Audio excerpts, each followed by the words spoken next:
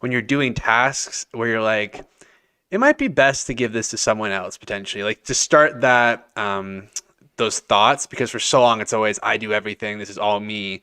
But to start considering like, you know what, this task, if I was able to outsource this, then I could take this time and focus on growing more and more, right? It's interesting thoughts that are happening for the first time. I feel like when you're a business owner, you're an entrepreneur, and you do the same type of tasks over and Yeah. over, it's time to start thinking about how you can document and process those tasks out in like a step by step kind of guide. Yeah. So when you do have to outsource it, it's already there, documented, the instructions are there. I feel like if you don't have those kind of standard operating procedures in place and you plan on outsourcing, then quality can definitely fluctuate and get really inconsistent, and really you can Yeah. lose control of the quality.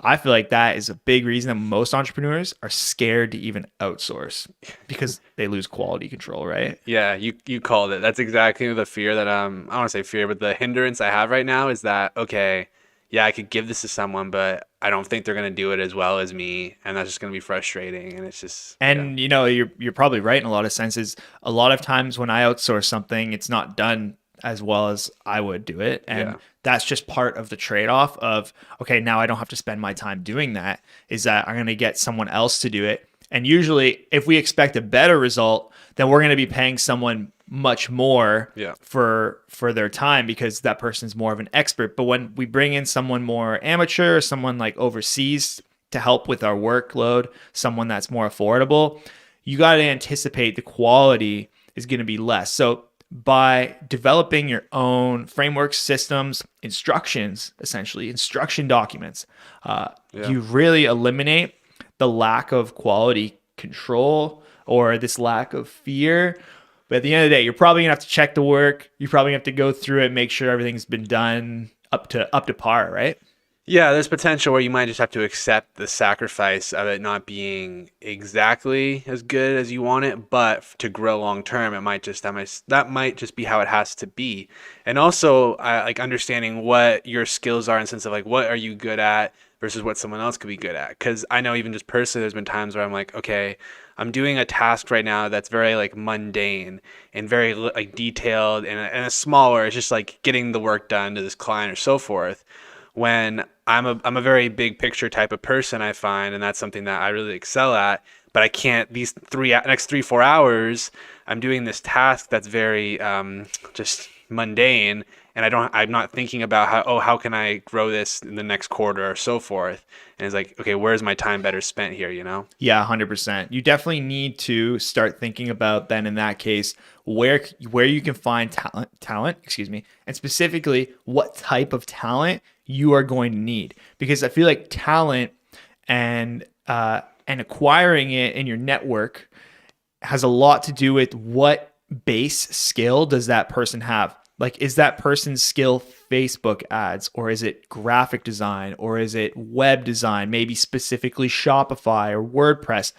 People are going to have these individual skills, and you really have to anticipate and be like, okay, what part of this do I just want to completely eliminate from myself? Yeah, And who can I find to do that one specific thing? yeah, And what I've started to do is actually find talent like this for very specific skill sets. And I kind of have this little database running of talent that I found on Facebook or Fiverr or different places like that when I'm in a bind and I need, an extra hand getting a project done and, I have like copywriting for a website that I need done, right? I go to one of my copywriters that I kind of have in my network now. They already know my SOPs. We've already used them together and we expand on them together. So they're kind of comfortable with that. And really, I think, making it very clear the intention is when projects come up and I need you, you're going to follow this instruction guide and basically do this project for me. And this is what I'm going to pay you.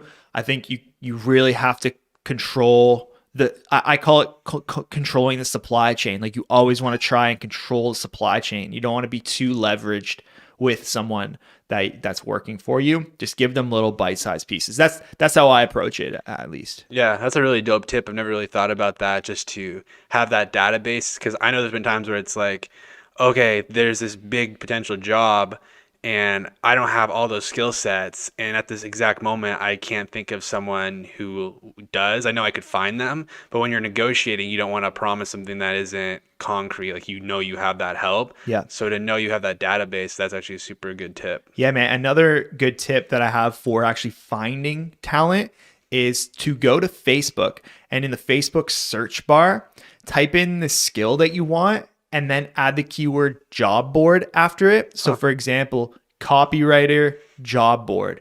And what you'll find, there's going to be like 3 or 4 different groups that are job board groups, and they are super active with, for example, that example, copywriters always putting their work up there, offering their talent.